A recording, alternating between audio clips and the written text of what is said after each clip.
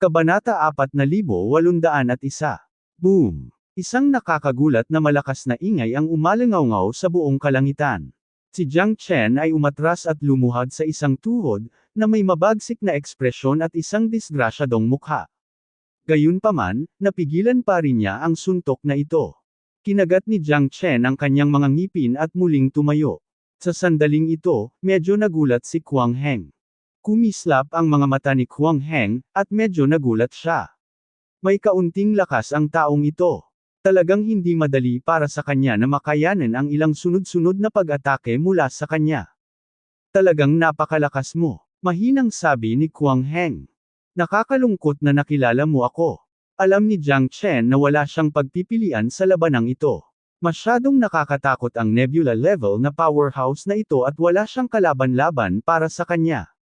Six-Spine Dragon, Black King, lumabas ka. Sabi ni Jiang Chen sa malalim na boses. Sa sandaling ito, kailangan niyang hayaang tumulong ang Six-Spine Dragon at Black King. Kahit na ganoon, maaaring hindi niya mapagtagumpayan ang labanang ito. Hindi bababasa, hindi ito magiging tulad ng isang nawawalang aso, pinatay niya ng pira-piraso. Sa isang iglap, dalawang figure, isang itim at isang ginto, ang tahimik na lumitaw sa tabi ni Jiang Chen. Ang itim na haring nakaitim at ang anim na gulugod na dragon sa ginto ay nagkatinginan at tumabi kay Jiang Chen, naging kanang kamay niya. Oh, ang dalawang taong ito ay mas malakas kaysa sa iyo, ngunit sa tingin mo ba ay iilan lang sa inyo ang makakayanan ng aking posisyon? Ha, napaka-wishful thinking. Hindi sumang-ayon si Kuang Heng. Tuldok. Ang lakas ng itim na hari ay umabot na sa rurok ng ikasyam na antas ng astral na antas, at ang Six-Spine Panlong, sa sandaling ito, ay umabot na sa kalahating hakbang ng antas ng nebula, na may pambihirang lakas ng pakikipaglaban. Matagal na mula noong lumabas siya ng bundok. Sa pagkakataong ito, ang lakas ng Six-Spine Coil Dragon ay umabot na sa half-step nebula level. Maging si Jiang Chen ay nagulat din. Tila talagang nag-improve ang taong ito, sa pamamagitan ng paglukso at hangganan. Kahit na hindi kita mapatay, hindi mo maiisip na sugpuin ako. Bahagyang nanliit ang mga mata ni Jiang Chen, at puno siya ng kumpiyansa. Sa tulong ng Black King at ng Six-Spine Dragon, ang labanang ito, siguradong hindi na magiging passive gaya ng dati. Ang pagkakaroon ng kumpiyansa ay isang magandang bagay, ngunit kung bulag kang kumpiyansa, ikaw ay mayabang. Kayong mga lalaki ay parang damo pa rin sa akin. Humakbang si Kuang Heng, nagbago ang kulay ng langit at lupa. At dumagundong ang dagandong ng kulog, in. Kung ang piraso ng langit at lupa na ito ay hindi napawi ng pagbuo ni Jiang Chen, ito ay mabigla sa buong Tang Dynasty. Paano mo malalaman kung hindi mo susubukan? Black King, 6 Regis, maghanda upang lumaban hanggang kamatayan. Ang labanan ngayon ay buhay o kamatayan. Agad na itinaas ni Jiang Chen ang kanyang espada at itinutok ito kay Kuang Heng. Siya ay lubhang seryoso sa kanyang puso. Ang labanang ito ay naghihintay para sa kanya, mayroon lamang buhay at kamatayan, walang pagkakataon. Ang nagwagi ay ang hari at ang natalo ay ang tulisan, ito ang huling pagpipilian. Oo, tumango ang dalawa at sabay na sinabi, nagpalibot silang tatlo at nagsimulang palibutan si Kuang Heng.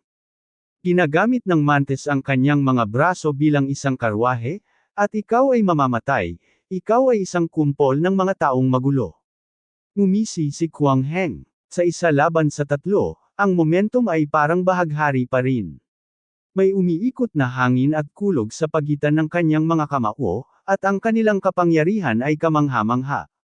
Ungol. Ang anim na gulugod na dragon ay agad na nagbago sa tunay nitong anyo, sumugod sa tuktok ng langit, at nakipag-away ng husto kay Kuang Heng. Si Jiang Chen at ang Black King ay sumunod na malapit sa likuran. Sa panahon ng sagupaan ng mga espada, sina Jiang Chen at ginamit ng iba ang lahat ng kanilang magic powers. Ang huling paraan, ang labanang ito, walang puwang para sa kabiguan. Ang Black King, ang Six-Spine Coil Dragon, at si Jiang Chen ay may iisang isip, kaya't ang pagtutulungan nilang tatlo ay walang kapintasan din. Ang mga ordinaryong master ay hindi maaaring makipagkompetensya. Kasama ang kalahating hakbang na nebula level na 6 na gulugod na dragon, ang labanang ito ay medyo mabangis at sumasabog. Si Jiang Chen ay naging mas nasasabik habang siya ay lumalaban. Siya ay labis na nasasabik, at ang kanyang mga mata ay walang kapantay sa pakikipaglaban. Walang nakakaramdam ng matinding labanan sa pagitan ng tatlong bayani laban sa nebula level powerhouse. Sa sandaling ito, maging ang langit at lupa ay nanginginig. Ang nebula level powerhouse ay kumilos. Halata na kahit si Kwang Heng ay hindi nang ahas na kunin ito ng bahagya sa oras na ito.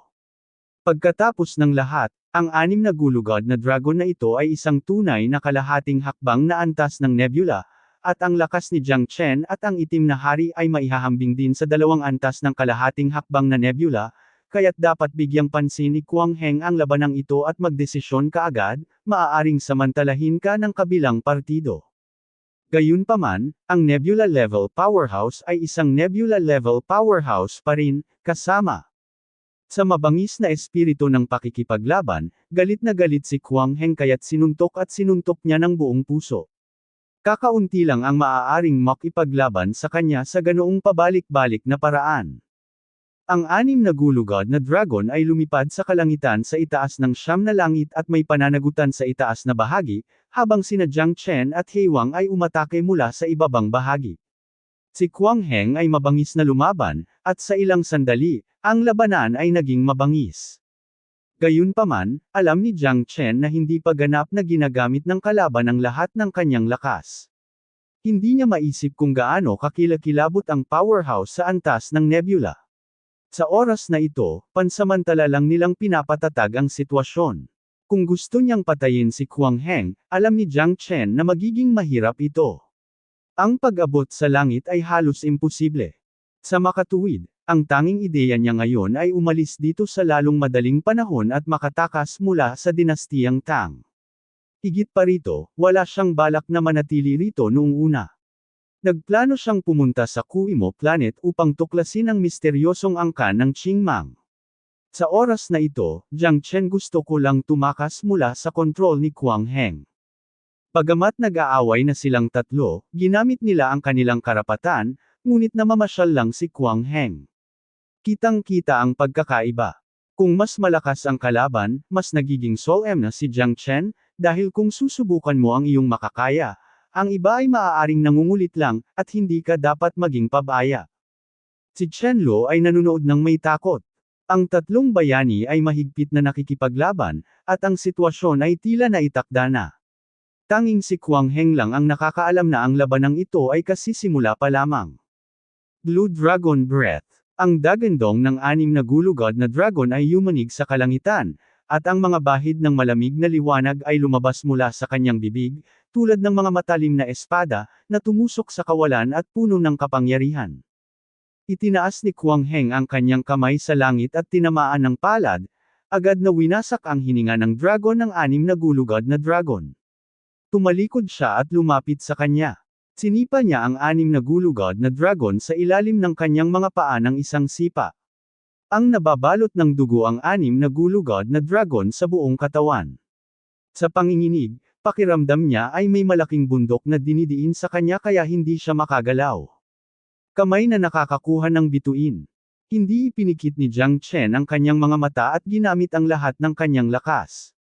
Ang walang katapusang kapangyarihan ng mga bituin ay nagtipon, at ang kanyang palad ay umabot sa langit, bumagsak mula sa langit, dumidiin patungo kay Kwang Heng na parang parusa mula sa langit. Sumimangot si Kwang Heng at malungkot ang mukha. Medyo may kaunting panlilinlang ang lalaking ito. Medyo nakakatakot ang Star Picker na ito. Kahit siya ay hindi naglakas loob na baliwalain ito. Ngunit ang nakapagpatiwala kay Kwang Heng ay ang lakas ni Jiang Chen. Masyadong mahina. Hindi sapat na ganap na buhayin ang nakakatakot na kapangyarihan ng Star Reacher. Sirahin mo ito. Galit na umungol si Kwang Heng, pumailang lang sa langit, pinapaypayan ang hangin upang harapin ang kahirapan, at nakipagsagupaan sa kamay ni Jiang Chen na pumipili ng bituin. Si Jiang Chen at Kwang Heng ay parehong umatras, si Jiang Chen ang kanyang mukha ay kasing putla, gintong papel, ngunit napaatras din si Kwang Heng ng 2 hakbang, puno ng pagkabigla ang kanyang mga mata. Napaka-star picker. Oo nga, ilang saglit ka nang nagalit ng lubusan. Hahayaan kong mamatay kayong lahat dito ngayon.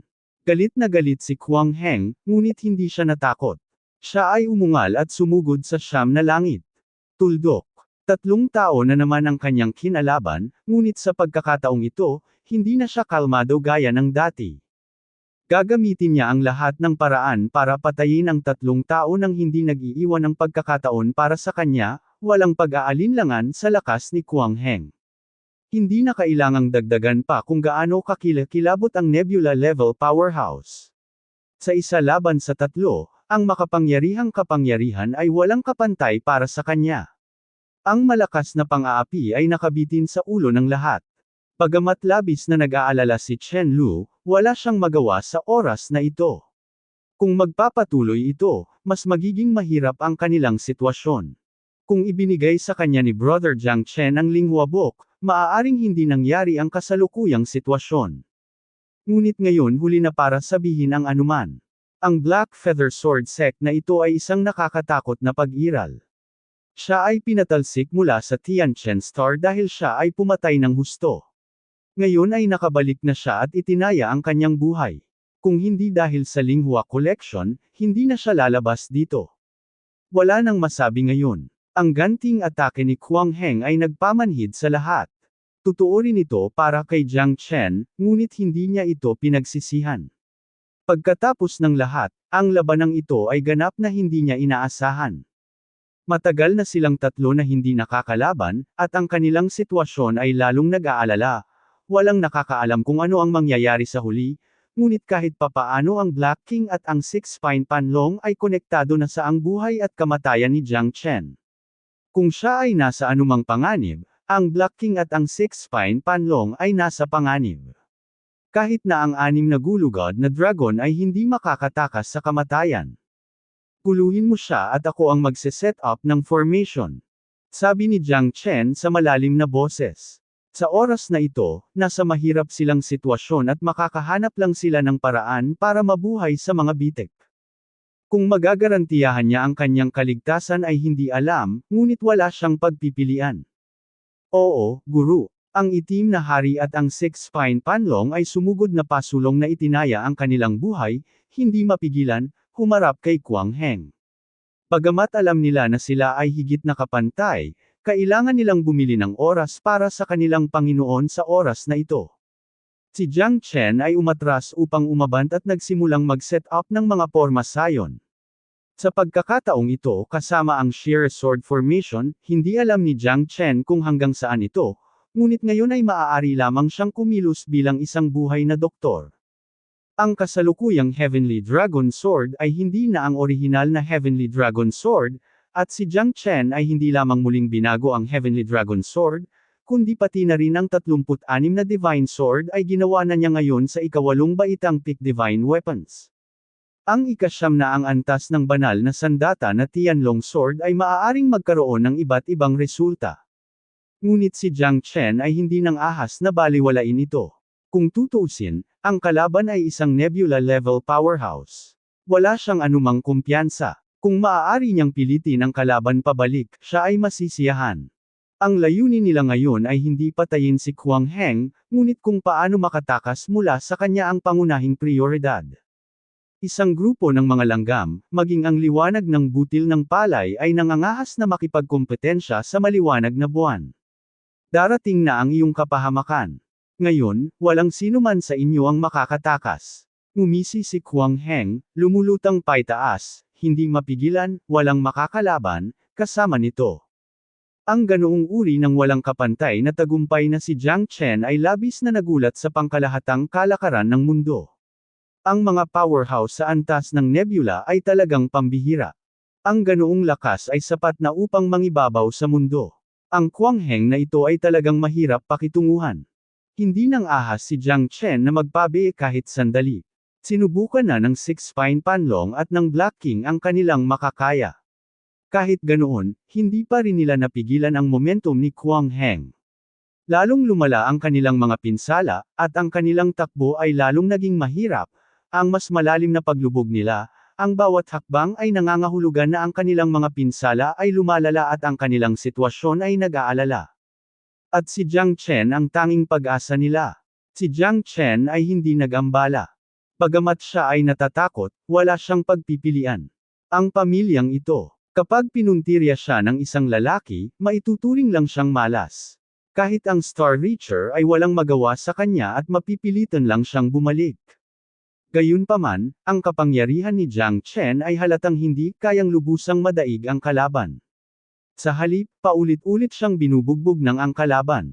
Sa 3 atake pa, nakakabahala ang tsansa na manalo. Ang mga pamamaraan ni Jiang Chen ay hindi mahina, ngunit kapag nadurog ng ganap na lakas, wala ng mga kampana at sipol. Si Jiang Chen ay nagdamdam sa kanyang puso. Kung siya ay kalahating hakbang na antas ng nebula, marahil ay maaari niyang talunin si Kwang Heng. Hindi ito mahirap problema, ngunit paano ito magiging napakadaling masira ang antas ng nebula? Kalahating hakbang patungo sa antas ng nebula, iyon ay isa ring mataas na antas ng mga taluktok, na naghihintay na umakyat ka. Hindi kailanman naisip ni Jiang Chen na siya ay anak ng tadhana. Ang kanyang lakas ay malapit na nauugnay sa kanyang pagsusumikap. Ginagantimpalaan ng Diyos ang pagsusumikap, na siyang tunay na pamamaraan ni Jiang Chen. Ngunit ang antas ng nebula ay masyadong mahirap. Kahit na ang pamilya Chen ay nagtrabaho ng husto sa loob ng 100,000 taon, ang resulta ay pareho pa rin. Ang ninuno ng pamilyang Chen ay nasa tuktok pa rin ng 9 na antas ng bituin. Upang makalusot, hindi lamang niya kailangan ng mga pagkakataon, kundi pati na rin ang mga natatanging kondisyon. Kung nais ni Jiang Chen na makapasok sa antas ng nebula, tiyak na hindi ito makakamit sa isang sandali. Katatapos lang niyang makapasok sa 9 na antas ng bituin, at ang lakas ng kanyang katawan ay kakastabilize, kaya napakahirap na makalusot muli. Ngayon ang huling pagkakataon ay lumaban hanggang kamatayan. Ngayon ang bilis ng formation ni Jiang Chen ay napakabilis na. Sa halos 10 paghinga, na-set up na niya ang formation. Ngunit kasabay nito, ang 6-spine panlong ay naitaboy din, natatakpan ng mga pinsala, at huminto ng 3 beses. Hindi lamang sumugod ba ang lakas ni Kwang Heng, ngunit talagang nabugbog din siya sa buong katawan. Okay naman ang Black King, pero kung tutuusin, hindi siya kasing lakas ng 6-spine panlong. Panay ang pag-atras niya, at halos madurog ang buong katawan niya. Ito ang unang beses na nakatagpo sila ng ganoong kalaban. Nebula level powerhouse, natural na alam ng Black King kung gaano siya kaperwisyo, at ngayon ay maaari na lang niyang ibigay ang pag-asa ng lahat sa kanyang amo. Bigyan mo ako ng sipa. Galit na umungal si Jiang Chen, at ang pagbuo ng sheer sword ay tumaas sa hangin, halos agad na naubos ang kalahati ng pinagmumula ng enerhiya sa katawan ni Jiang Chen. Nagsimulang magtipon ang walang katapusang anino ng espada, at muling lumitaw ang pamilyar na amoy, ngunit sa pagkakataong ito ay sheer na. Ang pagbuo ng espada ay mas malakas kaysa dati. Dahil dito, si Jiang Chen ay umaasa dito, umaasa na ang sheer sword formation ay maaaring matrap si Kwang Heng. Sa kasong ito, magkakaroon siya ng pagkakataong magmadaling lumabas. Not bad, ang sword formation na ito ay may ilang lasa. Si Kwang Heng ay sumimangot at ang kanyang mukha ay medyo solemn na.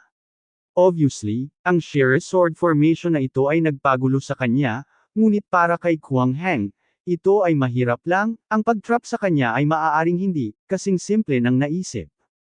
Naikuyom lamang ni Chen Lo ang kanyang mga kamao, ang kanyang puso ay tumitibok. Bagamat si kapatid na Jiang Chen ay may walang katapusang pandaraya, para kay Kwang Heng, isang galaw ay sapat na upang pilitin siya sa ganoong gulo. Ito ang poster ng isang malakas na tao, na may hawak na espada at ang kanyang kabayo ay nakabunot, hindi magagapi. Pajian Wu Suang. Ang lakas ng espada sa kamay ni Kwang Heng ay tumawid sa kalangitan, at naging magulo ang paligid. Kinokontrol ni Jiang Chen ang sheer sword formation, ngunit ang mga vibrations sa sword formation ay naging mas matindi. Si Kwang Heng ay isa ring dalubhasa sa swordsmanship. Ang liwanag ng espada ay nagngangalit at ang kulay ng mundo ay nagbago. Siya ay patuloy na nakikipagsagupaan sa hanay ng mga espada ng Shira, at ang bawat suntok ay mas malakas kaysa sa huli.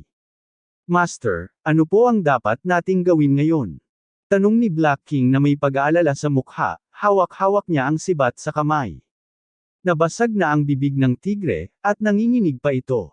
Sa pagkakataong ito, siya, ay hindi na nagawang lumaban. Si Jiang Chen ay mas makapangyarihan kaysa sa iba. Malinaw na ang katawan ng itim na hari ay nasa bingit ng pagbagsak, ang Six-Spine Panlong ay hindi gaanong magaling, ngunit ang kanyang katawan ay mas malakas at ang kanyang kakayahan sa pagbawi ay lubos na kamangha-mangha, kahit na, siya ay nasa panganib na.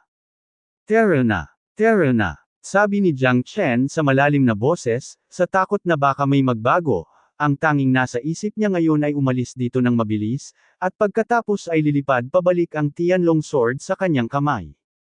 Hinayla ni Jiang Chen si Chen Lo at mabilis na umatras, ngunit may bugzo ng malamig na hangin sa likuran niya. Gusto mo bang umalis? Natatakot ako na hindi ka pa nasuswerte. Ang iyong sword formation ay talagang mahusay, ngunit sa harap ng ganap na kapangyarihan, anumang paraan ay walang kabuluhan. Ikaw ay napakalakas. Sa kasamaang palad, ako ay isang nebula-level powerhouse. Sa aking mga kamay, maaari ka lamang manipulahin ng iba. Huwag mong subukang hamanin ang aking bottom line, hindi ka karapat-dapat. Umungol si Kuang Heng, tinusok ang langit gamit ang isang espada, ang sheer sword formation ay direktang nabasag, ang mukha ni Jiang Chen ay naging mas pangit din. Nakapagtataka ba na kailangan ko talagang magkagulo dito ngayon? Isang pag-iisip ng langit. Inactivate ni Jiang Chen ang Divine Thought Technique, at bumuhos ang nakakatakot na Star Soul Power, na tinakpan ang ulo ni Kuang Heng. Sumimangot si Kuang Heng, ngunit halatang napailing siya. Sinamantala ni Jiang Chen ang pagkakataong ito at mabilis na umalis, lumipad patungo sa Tianchen Star. Sa loob ng ilang paghinga, muling nagkamalay si Kuang Heng, puno ng galit ang kanyang mga mata. Damn it! Let me see where you can run ta. Nakapagtataka ang bilis ni Kuang Heng. Lumipad siya sa langit at nakatakas sa lupa. Sa ilang paghinga, naabutan niya si Jiang Chen. Isang nebula-level powerhouse. Doon napakaraming bagay. Si Jiang Chen iyon. Ito ay walang kapantay, kahit na gamitin niya ang hagdan para maabot ang langit, maaabot niya ang langit ng hakbang-hakbang. Sa ibaba ng antas ng nebula, ang bilis ni Jiang Chen ay maaaring hindi magagapi, ngunit kapag ang kanyang lakas ay lumampas sa antas ng nebula, ang kanyang bilis ay sasailalim sa isang pagbabago sa husay, magiging libu-libong milya sa isang iglap, at ang isang kisap mata ay hindi isang pagmamalabas. Gustong gamitin ni Jiang Chen ang Kenglan Divine Bolt, ngunit huli na ang lahat sa oras na ito, naabutan na siya ni Kuang Heng. Hindi mo naiintindihan ang bilis ng isang nebula-level powerhouse. Ang Starry Sky Jump ay hindi na sapat para ilarawan ito. Sa isang iglap, ang bilis ko ay hindi maihahambing sa iyo. Kung hindi, bakit sa tingin mo ay isang nebula-level na powerhouse paano ang paglalakbay sa pagitan ng hindi mabilang na mga nebula na kaharian? Si Kuang Heng ay buong pagmamalaki na nakatayo sa harap ni Jiang Chen at ng iba pa na parang isang Diyos.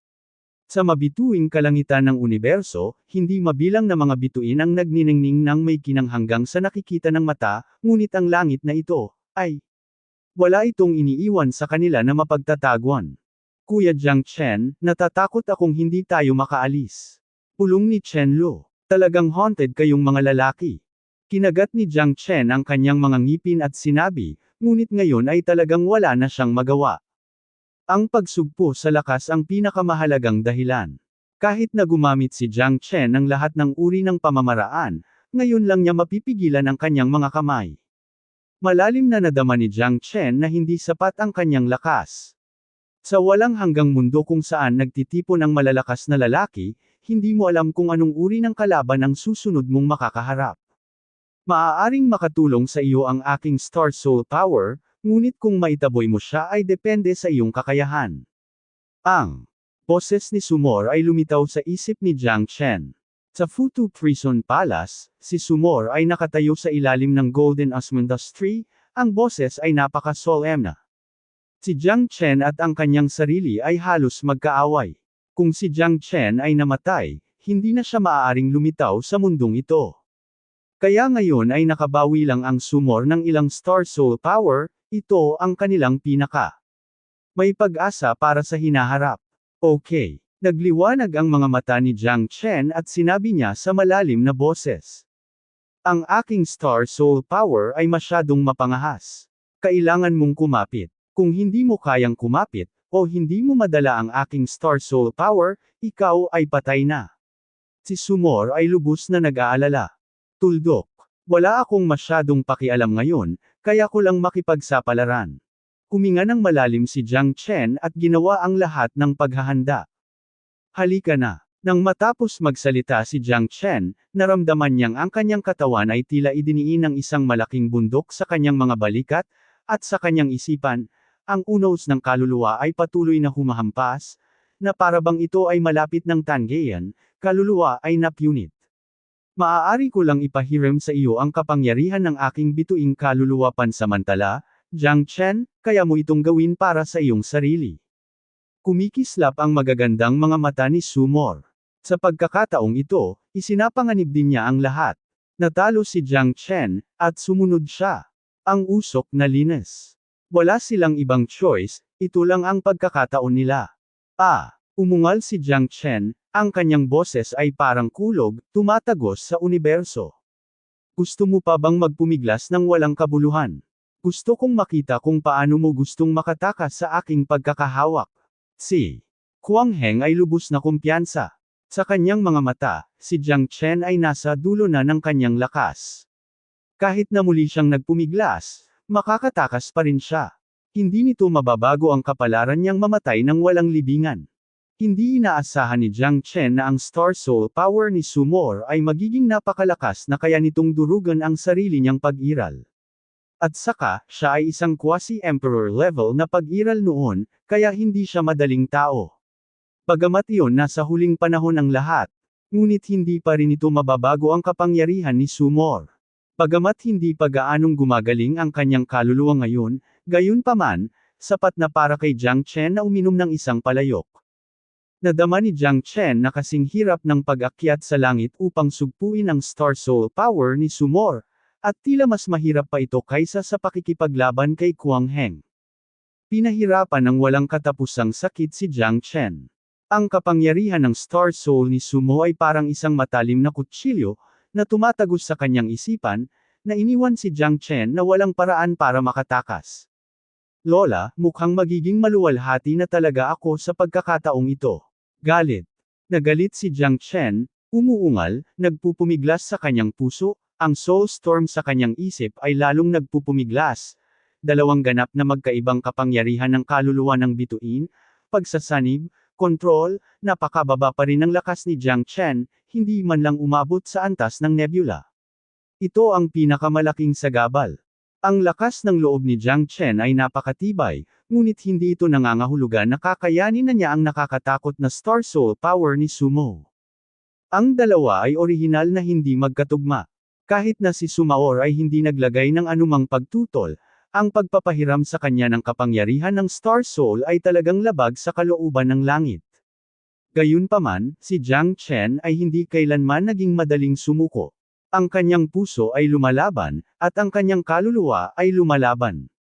Sa wakas, ang hindi inaasahan ni Jiang Chen ay sa sandaling ito, ang mga dahon ng gininto ang puno ng Osmanthus ay lumipad at tinakpan ang tuktok ng ulo ni Jiang Chen. Hindi mabilang na gintong mga dahon ng Osmanthus ang bumubuo ng isang malaking figura, na mahigpit na bumabalot kay Jiang Chen. Naramdaman ni Jiang Chen na ang kanyang kaluluwa ay tila na sublimate sa isang iglap, at ang kapangyarihan ng Star Soul, na kasing lakas ni Sumoer, ay tila madaling hinihigop niya, ang gintong liwanag ay nagniningning, na parabang ito ay banal. Si Jiang Chen ay hindi maipaliwanag na nagulat, at kahit si Kuang Heng sa gilid ay may ilang mga nagbabantang premonition at nakasimangot. Anong ginagawa ng taong ito? Ang hitsura ng mga gintong dahon ng Osmanthus na ito ay nagpabagabag kay Kuang Heng. Talaga bang may nakatago ang lalaking ito sa kahon? Tulad ng ini-imagine ni Kuang Heng, muling lumitaw ang isang nakatutuwang buhawi sa itaas ng mga bituin, at si Jiang Chen ay nakatayo sa ibabaw ng buhawi, ang nakapalibot na mga gintong dahon ng osmundos ay natangay ng patong-patong at nakakabit sa katawan ni Jiang Chen. Napakagandang pakiramdam. Pulong ni Jiang Chen, at ang Star Soul Power ni Sumor ay ganap na hinihigop niya. Gayunpaman, alam ni Jiang Chen na ito ay pansamantala lamang at ipinahiram sa kanya ni Sumor. Gayunpaman, naramdaman pa rin ni Jiang Chen ang isang nangingibabaw na pagnanais na makipagkumpetensya sa Diyos. Kahit nakaharap si Kuang Heng, gusto niyang magpasya sa kahihinatnan sa isang labanan. Ang gininto ang puno ng osmundos ay talagang isang pag-iral na kahit na ang emperador ay pinahahalagahan. Ang puso ni Jiang Chen ay pumukaw ng isang bagyo. Sa oras na ito, oras na upang magpasya sa kahihinatnan. Maaari rin akong pumunta sa impyerno. Sino ang pupunta sa impyerno? Divine Thought Technique One Thought of Hell. Si Jiang Chen ay mukhang solemn na may kalmadong ekspresyon.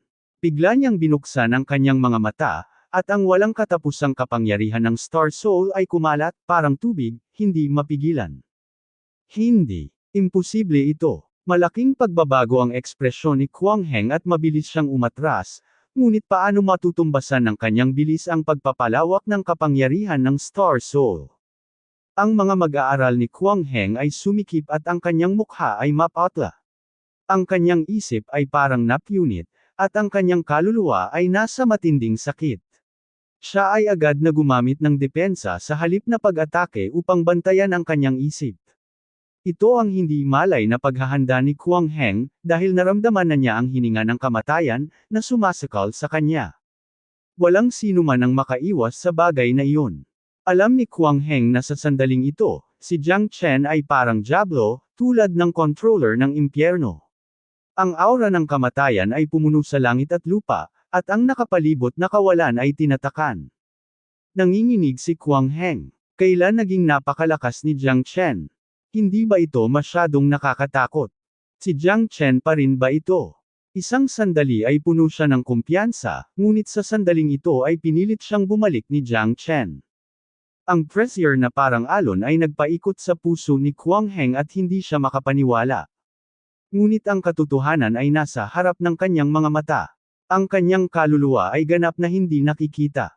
Ang mga mata ni Jiang Chen ay parang Diyos ng kamatayan. Sa kapangyarihan ng bituing kaluluwa, siya ay papatay ng walang awa. Sa kabutihang palad, ang lakas ni Kuang Heng ay sapat na malakas, at nalagpasan na niya ang kapangyarihan ng Star Soul, pagkatapos ng patuloy na pag-atres at dam-aikit sa paligid, nagawang harangan ni Kuang Heng ang Star Soul attack ni Jiang Chen. Puff! Isang subo ng reverse blood ang bumulwak. Sa oras na ito, si Kuang Heng ay ganap na nawala ang kanyang orihinal na biyaya. Siya ay tulad ng isang naulilang aso, umaatres sa lahat ng paraan, ang kanyang mga mata ay puno ng takot. Napakayabang niya ngayon, ngunit ngayon ay naging napakagulo niya. Napakurap si Chen Lu at hindi makapaniwala. Ang pag-atake ni Jiang Chen ay naging dahilan upang maging ang nebula-level powerhouses ay hindi makalaban. Si Kuang Heng ay natakot kaya siya ay lumipad lamang sa langit at tumakas sa lupa. Jiang Chen, ang sama ng loob sa pagitan mo at sa akin, sa malaot madali, maghihiganti ako sa iyo, at lalabanan kita hanggang kamatayan. Umalangaw-ngaw ang dagandong ni Kuang Heng sa pagitan ng langit at lupa, at ang kanyang anyo ay nawala sa itaas ng mabituing kalangitan. Mula sa kanyang pagungol, tiyak na siya ay malubhang nasugatan at tumakas.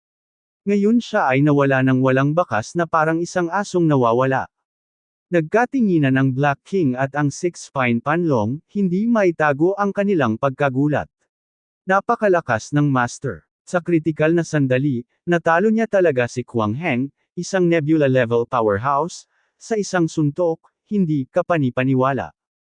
Ngunit sa isang iglap, si Jiang Chen ay nahulog din, ang kanyang buong katawan ay nanghina at ang kanyang hininga ay nawala. Mabilis na nahuli ni Chen Lo ang panganay na kapatid ni Jiang Chen, kung hindi, mahuhulog siya sa walang katapusang bangin sa mabituing kalangitan. Ngayon ay umalis na sila sa Changchengxing at lumulutang sa mabituing kalangitan. Sa walang katapusang mabituing kalangitan, naroon ang walang katapusang bangin sa ibaba, at walang tao dito. Alam natin kung gaano kalalim ang kailaliman, ngunit kapag nahulog tayo sa walang katapusang kalaliman, hindi na tayo babalik ng buhay. Malubhang napinsala din ang katawan ni Jiang Chen, dahil masyadong malakas ang kapangyarihan ng Star Soul ni Sumo. Desperado niyang dinala ang kapangyarihan ng kanyang Star Soul at halos hindi na niya ginamit ang Divine Thought Technique. Pagkatapos piliting si Kuang Heng pabalik, kung magpapatuloy si Kuang Heng, si Jiang ni hindi alam ni Chen kung sino ang makakaligtas sa huli. Malungkot nang umiti si Jiang Chen at umiling sa mga bisig ni Chen Lu. Pagtingin sa mukha niyang nababalisa, papatak na ang mga luha. Huwag kang mag-alala, hindi pa ako mamamatay. Kaya lang masyado akong malubhang nasugatan. Sabi ni Jiang Chen sa mahinang boses. Anong ginagawa mo? Tumigil ka sa pagsasalita. Galit na sabi ni Chen Lu, niyakap ng mahigpit si kapatid na Jiang Chen, na may halong damdamin sa kanyang puso. Lihim na natuwa si Jiang Chen na kung hindi nagpakita ng kapangyarihan si Jin Guishu sa kritikal na sandali, maaaring naduraj na siya ng Star Soul power ni Sumor bago niya maharap si Kuang Heng. It's not advisable to stay here for a long time. Kung babalik ang Kuang Heng na iyan, mapapahamak tayo. Don't cry, umalis na tayo dali at pumunta sa climaxing ngayon. Pilit tumayo si Jiang Chen, solemn na ang mga mata. At Maislan. Mahaba at maulan ang daan sa unahan, at imposibleng huminto siya dahil hindi mabilang ang mga taong naghihintay sa kanya sa unahan. Salamat, sabi ni Jiang Chen kay Sumor sa Futo Hell Palace. Si Sumor ay napakahina rin ngayon. Hiniram niya ang kapangyarihan ng kanyang Star Soul at nakabawi na ng marami, ngunit mas malala pa ito ngayon. Kung mamatay ka, hindi na ako makakaligtas. Kailangan kong umasa sa iyo para iligtas ako. Nakangiting sabi ni Sumor.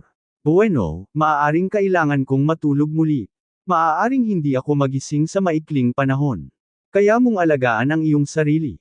Palm. Pagkatapos sabihin iyon, nakatulog si Sumor, tulad ni Sleeping Beauty. Sa ilalim ng Golden Osmundas Tree, nakatulog ako.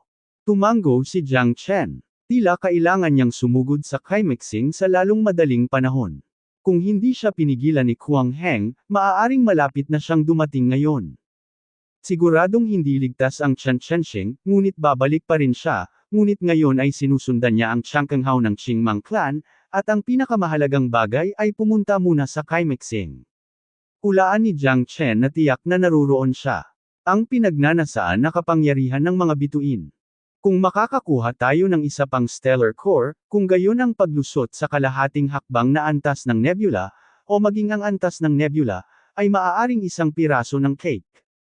Ang kanyang pambihirang tagumpay ay higit na malakas kaysa sa marami pang iba. Ang lahat ng ito ay dahil sa Xingchen Gang. Kung wala ang Xingchen Gang, si Jiang Chen ay hindi maaaring paulit-ulit na mapabuti ang kanyang antas ng paglilinang. Sa makatuwid, ang kapangyarihan ng mga bituin ay ang sukdulang pagtugis sa kanya, lokasyon. Noong pinili siya ni Senior Longfu II, hinding-hindi niya siya pababayaan, at kapag lumakas na siya ay makakamit niya ang walang hanggang mundo. Naniniwala siya na hindi malayo sa kanya si Fenger. Black King, Pan Long, kayong dalawa ay malubhang nasugatan. Pumunta at magpahinga ng mabuti. Ipaubaya mo sa akin ang natitira. Sa pagkakataong ito, salamat sa inyong dalawa. Tumango si Jiang Chen at sinabing. Tuldok. Seryoso ang mga salita ng guro. Itatalaga ko ang aking sarili sa aking Panginoon, itim na hari, at mamamatay. Panipip. Natuto na si Panlong ng leksyon. Tila hindi mali ang aking pinili. Mula ngayon, si Panlong ay handang sumunod sa Panginoon ng taos puso at para sa kawalang hanggan. Sinabi ni Liu Ji. Panlonglong noon, mayroon pa rin siyang saloobin na subukan ito. Pagkatapos ng sunod-sunod na laban, tunay niyang naramdaman na si Jiang Chen ay parang isang napaka-misteryoso at walang kapantay na powerhouse na laging hihigit sa kanyang imahinasyon at sa kanyang imahinasyon, orihinal na mga pagpipilian. Mukhang walang mali doon. Simula ngayon, siguradong hindi na niya iiwan si Jiang Chen. Sige, magpahinga na kayong dalawa. Oras na para pumunta sa Kuimo Planet. Asher Monkey, ikaw ang manggana sa daan. Inilabas ni Jiang Chen ang Kenglan Divine Arc, sumakay sa bangka, at dumiretso sa Kuimo Planet. Sa Pagoda Prison Palace, si Jiang Chen ay nagpatuloy sa pagbawi ng kanyang lakas. Ang labanang ito ay naubos ng sobra para sa kanya, ngunit ito rin ay nakakuha ng malaki. Ang pagharap sa isang nebula-level powerhouse, ito ay lubos na mahirap para sa kanya na mabuhay. Isang bagay na may isip. Si Jiang Chen ay handa pang ang mamatay sa simula. Kung tutuusin, napakalakas ng kanyang kalaban. Ang kanyang kakayahang mabuhay ay dahil sa swerte. Ang lakas ni Jiang Chen ay ganap na na-stabilize sa 9th level ng star level, at unti-unting bumuti. Gayunpaman, napakalayo pa rin para maabot ang half-step na nebula level. Kung walang magandang pagkakataon, baka gusto ni Jiang Chen na upang masira ang kalahating hakbang na antas ng nebula, aabutin ng hindi bababa sa libo-libong taon, o kahit 10,000 taon. Walang nakakaalam kung saan ang dulo ng pagsasanay. Ang patuloy na pagsasanay, ang patuloy na pagpapabuti ng sarili, ang patuloy na pagbabago ng sarili at ang sublimation ng sarili. Ito ang pinakatotoong kaisipan sa puso ni Jiang Chen. Kapag naging malakas na lamang siya, maaari na siyang magwalas mundo at hanapin ang kanyang sariling kapalaran, anak. Ang mahina ay kumakain ng malakas, ito ang walang hanggang batas ng kaligtasan. Pagkatapos ng labanang ito, mas namulat siya sa ibig sabihin ng lakas. Kung walang lakas, maaari ka lamang maging stepping stone para sa iba, at maaari ka lamang maging vassal ng iba. Nakatuon si Jiang Chen sa pagpapanumbalik ng kanyang lakas. Napakabagal ng daloy ng oras sa Buddha Palace. Mahigit ilang buwan nang nagsasanay si Jiang Chen, ngunit ang mundo sa labas ay tumagal lamang ng ilang araw. Guro, dumating na si Kui Muxing. Ang boses ni Asher Monkey D. Luo ay lumitaw sa mga tainga ni Jiang Chen. Dahan-daang iminulat ni Jiang Chen ang kanyang mga mata, sa wakas ay dumating. Kuya Jiang Chen, dumating na ba si Kai Mixing? Tanong ni Chen Lu, na kumukurap ang kanyang mga mata. Nandito na tayo. Nakangiting sabi ni Jiang Chen. Nang lumitaw ang dalawang tao sa labas ng Kenglan Divine Boat, pareho silang nagulat sa eksenang nasa harapan nila. Napakaganda ng lugar na ito. Ito ay makapidyo hiningang maganda, napakaganda na ito ay hindi mailarawan sa isip. Ito ay parang isang biglaang pagkulog sa langit. Pagkatapos na makita ito, ang mga tao ay magtatagal dito at hindi makaalis sa kanilang sarili. Tumayo si Jiang Chen sa busog ng Kanglang Shanzhou at tumangala. Nakita niya ang walang katapusang dagat ng mga bituin na nakapalibot kay Kuimo. Sa malayo, si Kuimo ay napapalibutan ng mga asteroid. Ang madilim na universo ay napuno ng mga bituin. Ang liwanag ng mga bituin ay kumikinang sa ang kalangitan sa gabi, at ang kalaliman ng sansinukob ay nagiging mas malalim at hindi malulutas. Walang nakakaalam kung anong uri ng pag-iral ang mayroon sa kailaliman ng sansinukob na mas malayo, at walang nakakaalam kung ano ito sa pagitan ng langit at lupa, isang koneksyon sa pagitan ng langit at lupa. Ilang sandali, hindi mabilang na mga tao ang tumingin sa malayo at bumantong hininga. Nakatayo sa malawak na universo na ito, ang puso ni Jiang Chen ay napuno ng mga alon, puno ng pagkabigla, at mas nakakapreskong. Ang Milky Way Belt sa di kalayuan ay parang sinag ng liwanag sa pagitan ng langit at lupa, walang hangganan at hindi mahuhulaan. Ang mga makukulay na planetang iyon na nasa paligid ng Kuimu Star ay patuloy na umiikot, na ginagawang hari ng mga bituin ng Kuimu Star, na mas makapangyarihan at nangingibabaw. Ang pinakakahanga-hangang bagay para kay Jiang Chen ay mayroong napakalakas na hangin at ulap na bagyo sa paligid ng Kuimu Planet. Tila nakabuo ito ng isang malaking proteksyon na lambat sa buong ibabaw ng Kuimu Planet. Ang layer ng protective net na ito ay mahigpit na bumabalot sa Kuimu Star kayamanan. Masikip at solid, ngunit puno ng mapusyaw na kulay. Ang dark brown na bituin na Kuimu ay may malaking wind cyclone at mga ulap. Ang ulap ay nananatili at patuloy na umaaligid sa itaas ng Kuimu Planet. Ang vortex ay nagpapasigla sa hangin at mga ulap sa siyam na langit. Kahit na nakatayo sa labas ng Kuimu Planet, malinaw na nakikita ni Jiang Chen. Mula dito, makikita natin kung gaano kalaki ang bagyo sa Kuimu Planet. Ang laki ng Kuimu Planet ay tila hindi bababa sa Tianchen Star, ngunit ang kapaligiran dito ay hindi angkop para sa tirahan ng tao, kaya kakaunti ang mga tao dito, at hindi lahat ay maaaring manirahan sa Kuimo Planet. Ang malaking bagyong iyon ay parang isang mata, na patuloy na kumikislap sa ibabaw ng Kuimo. Napakaganda. Hindi napigilan ni Chenlu na mapabuntong hininga. Hindi pa siya nakakita ng ganito kagandang planeta.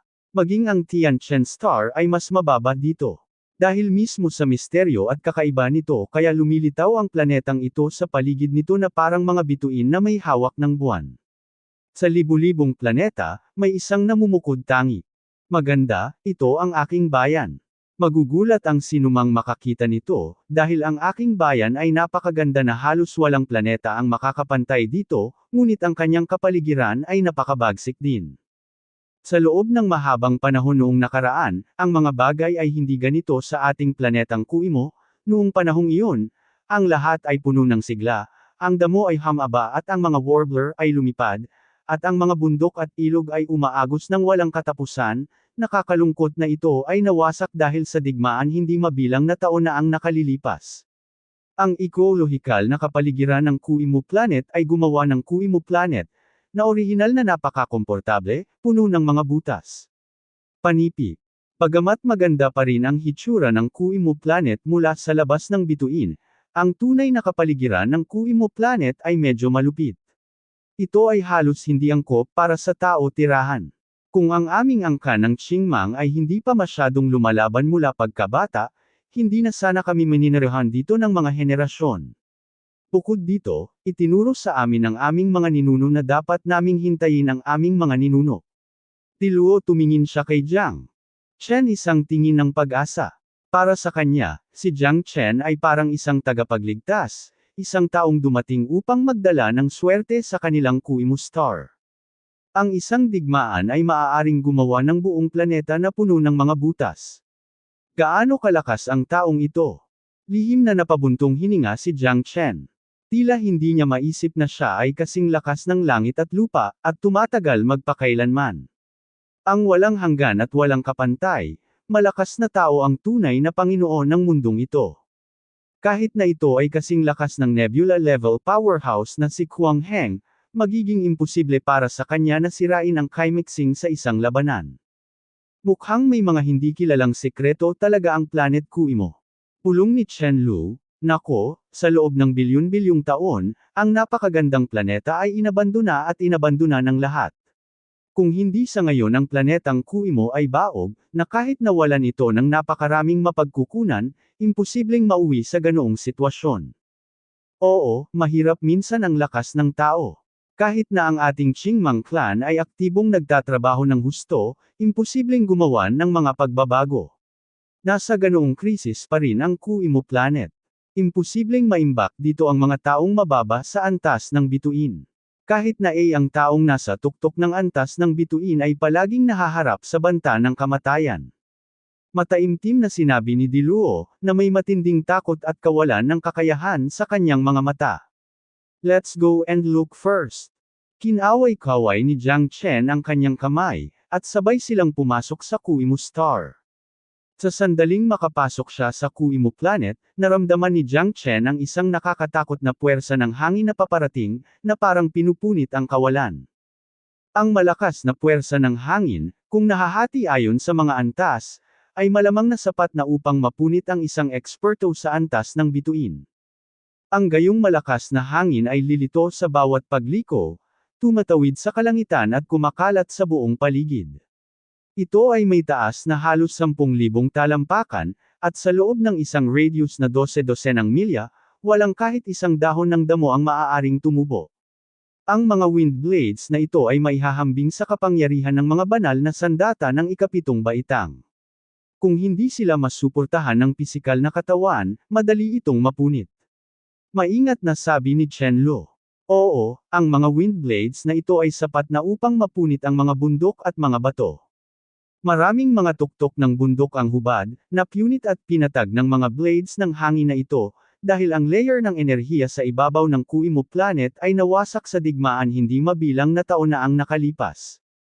Sa makatuwid, hindi mabilang na mga kaguluhan sa universo ay nagngangalit sa ibabaw ng Kuimo Planet nang walang proteksyon ng vitality layer, at ang gravity ng Kuimo planet ay naging mas malakas, na hindi kayang maakma ng maraming tao. Mataimtim na sinabi ni Diluo. Tuldok.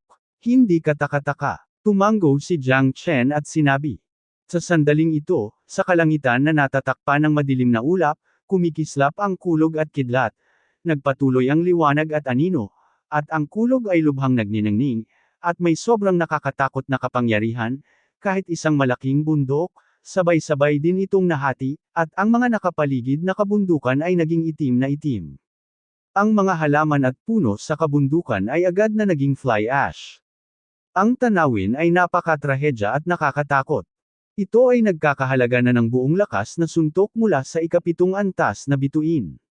Madalas ba itong nangyayari kay Kuimo?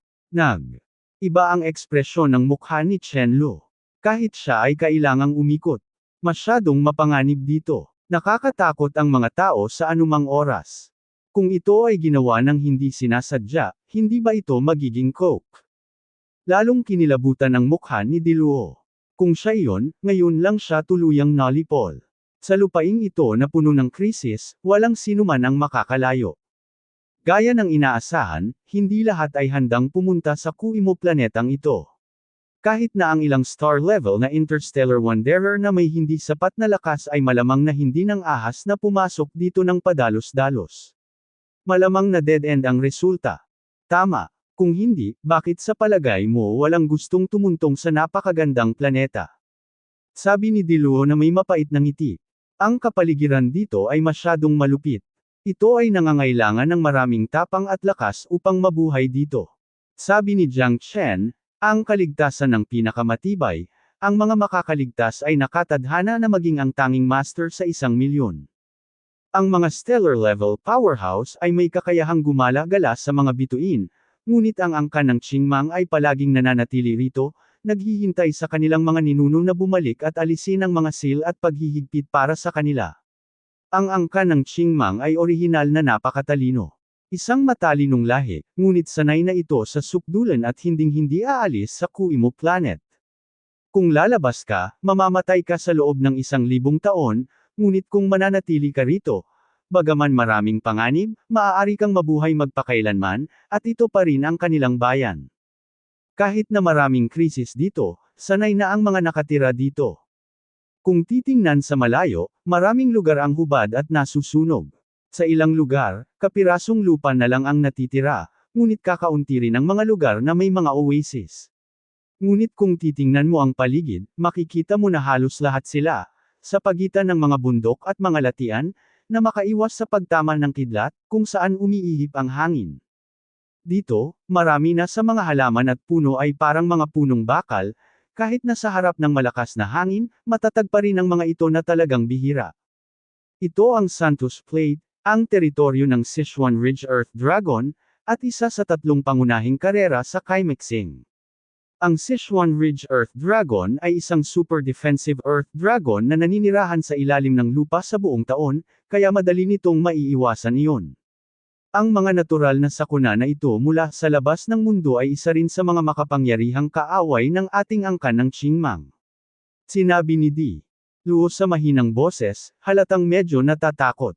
Ang paglipad ay isang luho para sa kanila, ngunit hindi ito nangangahulugan na hindi sila makakalipad.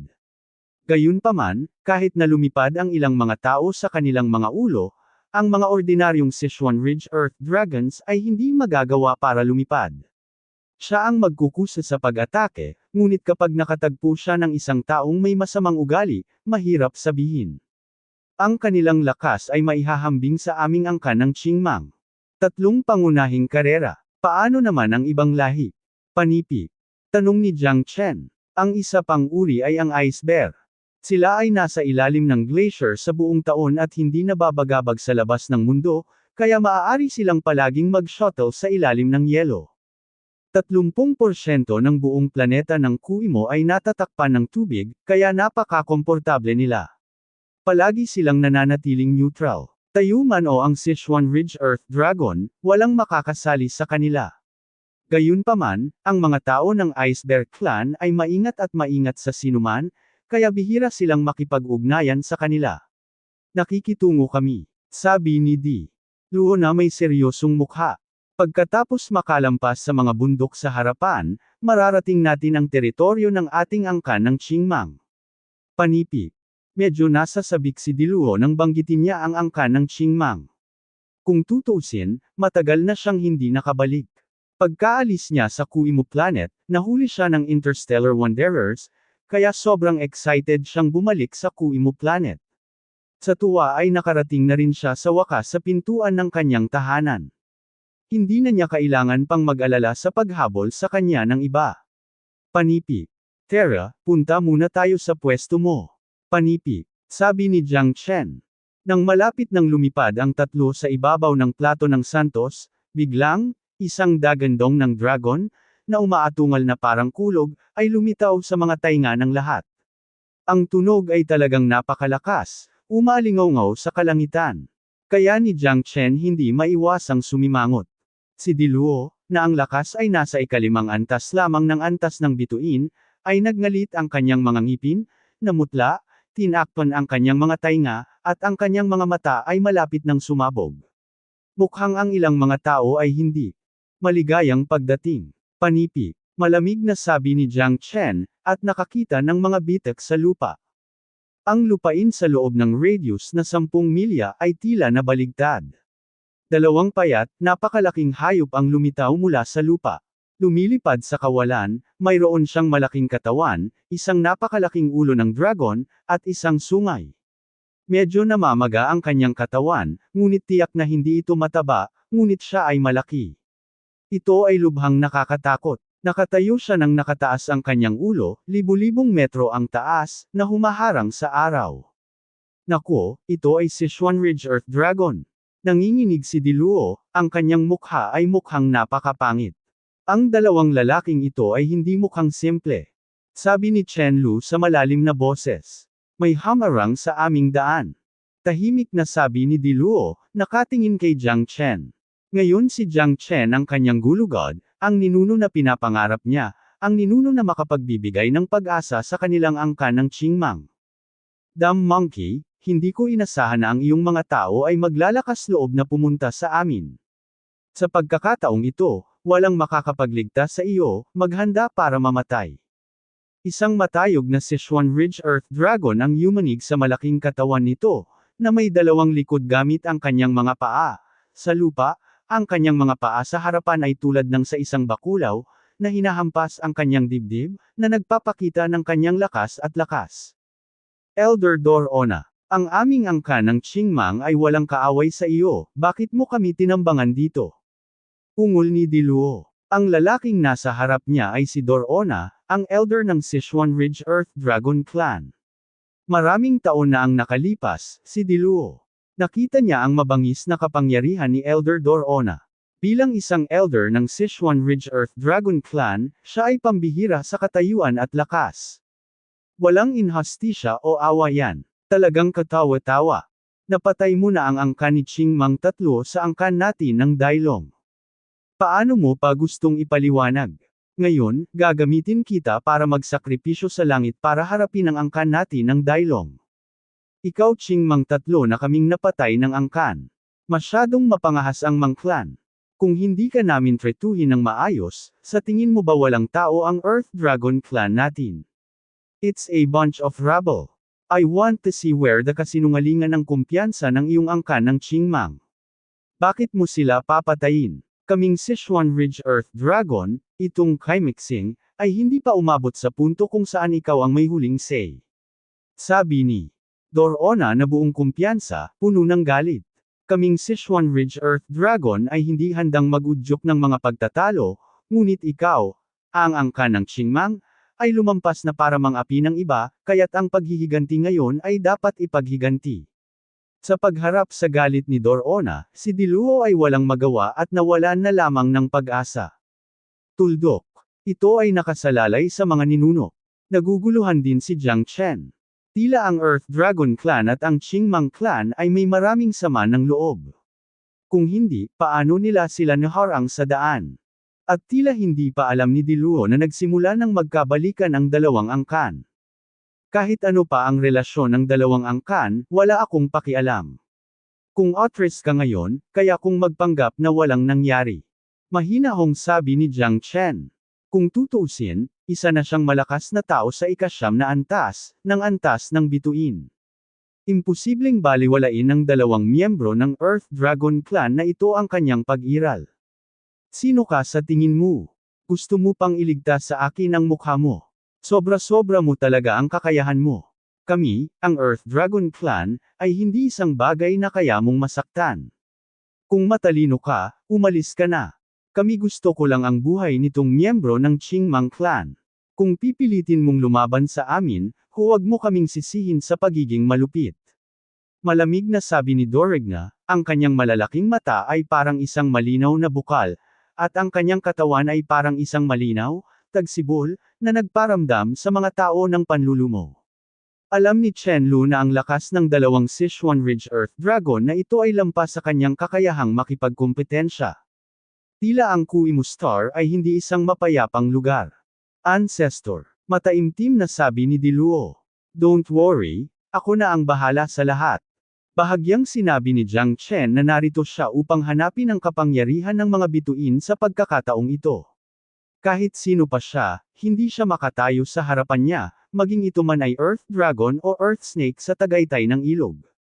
Kung hinarangan ito ng isang Diyos, papatayin niya ang isang Diyos, at kung haharangan ito ng isang Buddha, papatayin niya ang isang Buddha.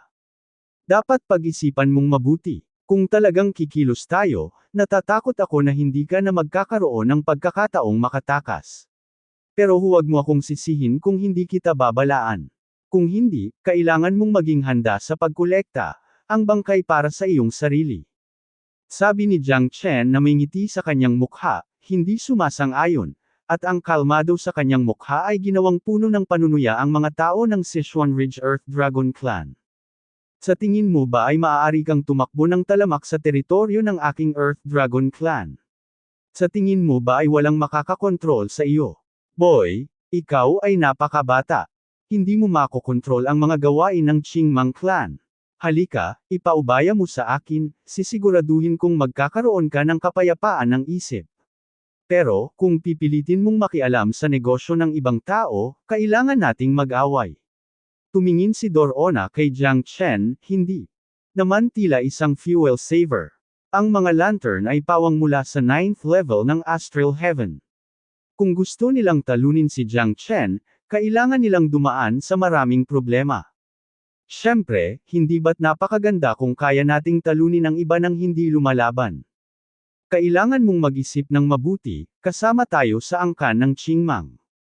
Kung may kasama kang ibang tao, dapat kalabanan mo ang Earth Dragon Clan ko.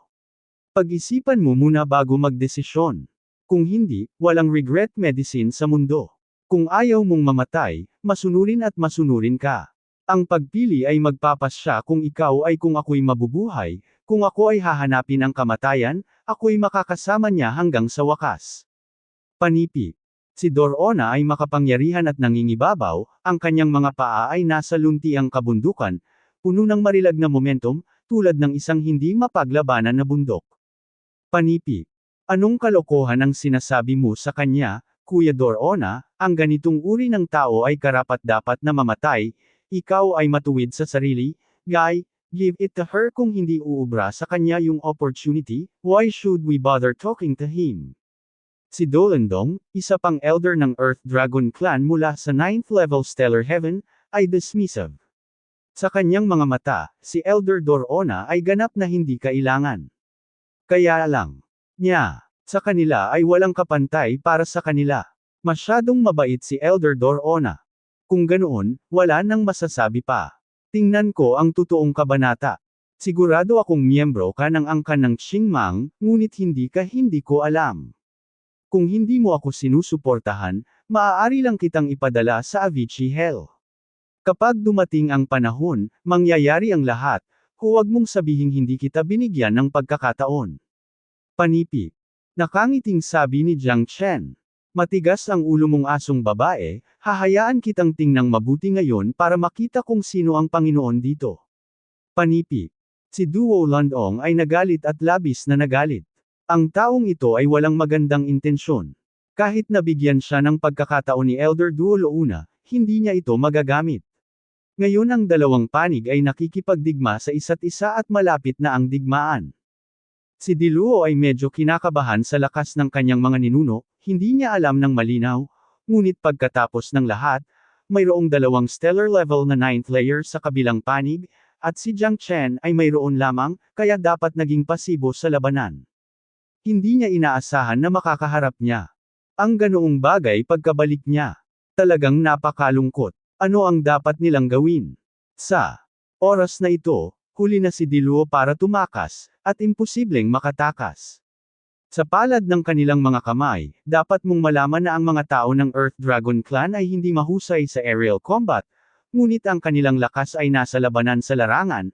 Sa kanilang ganap na larangan, walang sinuman ang kanilang kalaban, na isa sa mga dahilan kung bakit sila malakas. Isa.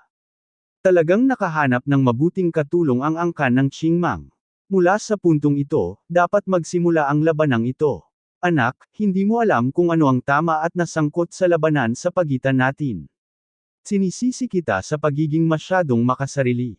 Oo, ang taong mayabang ay hindi kailanman magiging master, at babayaran mo ang iyong kayabangan. Mahinahong sabi ni Doro, ngunit sa oras na ito, handa na siyang lumaban at humakbang palabas, nagsimulang masira ang mga bato sa paligid, yumanig ang lupa, at ang taas na 1,000 metro ay sadyang nakakatakot at hindi maipaliwanag. Okay, pagkatapos ay i-stretch ko lang ang aking mga kalamnan at tingnan kung gaano kakalakas. Nakangiting sabi ni Jiang Chen, nakatayo sa tuktok ng kawalan na may paalang na espada, isa laban sa dalawa, nang walang takot. Kung hindi niya matalo kahit ang dalawang stellar level na 9th layers, baka pagsisihan niya talaga ang kanyang pagkamatay. Si Jiang Chen ay hindi mukhang vegetarian ang dalawang lalaking ito, ngunit siya rin ay may pusong pandigma. Dati, nakakadismaya talaga, nabugbugin ng Kuang Heng na iyon. Ngayong nakatagpo na ako ng malambot na persimmon, maaari mo bang bigyan ito ng magandang kurot? Naghahanap ng kamatayan. Hindi na hinintay ni Duo Landong na kumilos si Elder Duo Louna. Nanguna na siya sa pag-atake kay Jiang Chen dahil talagang mababa ang tingin niya kay Jiang Chen. Ang batang ito ay nagpapanggap na mapagkumpetensya mula sa simula hanggang sa katapusan. Hindi siya sapat na malakas. Mahina, ngunit may isa laban sa dalawa, at gusto pa ring tumakbo ng ligaw sa kanilang teritoryo, hindi ba kalokohan iyon? Umuungol. Umuungol na parang kulog, si Duo Lundong ay sumulpat ng malakas, ang kanyang malalaking paa sa harapan ay bumabagsak, halos nakaharang sa lahat ng dinadaanan ni Jiang Chen. Ito ay isang simple at marahas na pambobomba, na dumadaloy, na sinasabayan ng uno sa itaas ng kalangitan, ito ay nakakaloka. Si Jiang Chen ay mukhang kalmado, hindi gumagalaw na parang bundok, at sumuntok. Tila magaan, ngunit ito ay simple at magaspang. Ang walang kapantay na kapangyarihan ay lumabas, malaki at maliit, kahit mga kamao na napakaliit na mahirap makita, ay sumalubong sa kanya. Ang higanti ni Duo Lundong sumambulat ang claw na may sobrang nakakatakot na kapangyarihan sa isang iglap, at agad na napaatras si Duo Lundong. Ang mukha ni Duo Lundong ay puno ng takot at kawalan ng pag-asa, at ang takot sa kaibuturan ng kanyang puso ay hindi masabi. Bagamat ito ay isang simpleng laban lamang, sa isang suntok, pinilit siya ni Jiang Chen na bumalik. Paano ito magiging posible? Nagulat din si Dorona at napasulyap kay Duo Lundong. Alam nilang dalawa na hindi simple ang batang ito at hindi nila ito dapat bigyan ng kahit anong puwang para lumaban. Boom! Boom! Boom! Patuloy na hinahampas ni Duo Lundong ang kanyang dibdib, at ang malakas na espiritu ng pakikipaglaban na ipinakita niya ay naging dahilan upang mas maging solemn na sina Chen Lu at Diluo. Hinarap ng dalawang higanti si Jiang Chen, at ang kanilang lakas ay lubos na nadurog. Gayunpaman, tama pa rin si Chen Lu. Jiang Chen medyo may kumpiyansa. Kung tutuusin, nakita na niya ang nakaraang labanan, ngunit hindi alam ni Diluo. Alam lang niya na ang labanan sa pagitan ng dalawang tao ay bumagsak sa buong kawalan, at ang paligid ng mundo ay nanginag, ang lakas ng malakas na hangin lumipas, at nagbago ang kulay ng langit at lupa. Sunod-sunod na suntok si Jiang Chen, ngunit napakalakas ng sunod-sunod na pag-atake ng dalawang dragon sa lupa. Kinailangan ni Jiang Chen na pumili ng ibang paraan ng pakikipaglaban upang maiwasan ang kanilang matatalim na gilid. Ang borderless sword ay muling gumawa ng mga alon, at ang liwanag ng espada ay nagngangalit, na bumubuo ng isang dobleng matalim na talam gamit ang wind knife, papalapit kay Duo Lundong at Dorona, ito ay hindi mapigilan. Ang talam at ang espada ay lalakas kapag ang dalawa ay nakapatong, lalo na ang borderless sword ni Jiang Chen, nakakaiba. Ipinarace sa Tianlong sword, ito ay walang tahi at may kahangahangang lakas sa pakikipaglaban. Nakakakilabot na espada. Nag-isip si Duo Lundong sa kanyang puso, ngunit mayroon pa rin siyang mataas na espiritu sa pakikipaglaban at hindi kailanman nagplanong umatras ng kalahating hakbang. Nagkatinginan ang dalawa at nagsimulang makipaglaban muli ng mabangis. Ang Tianlong sword ay madaling hawakan, at ang malakas na puwersa ng espada, ginawa ang dalawang angkan ng Earth Dragon ang mga malalakas ay ganap na hindi kayang makipagkompetensya sa kanila. Kung mas malakas ang espada, mas nagiging pasibo sila at nagiging mahirap para sa kanila na sumulong. Kung magpapatuloy ito, ang kamatayan ay isang manipis na linya lamang ang layo. Sa ilalim ng makapangyarihang sword power, pareho sina Duo Luna at Duo Lundong ay hindi na makakapit. May mga sword marks na lumitaw sa kanilang mga katawan.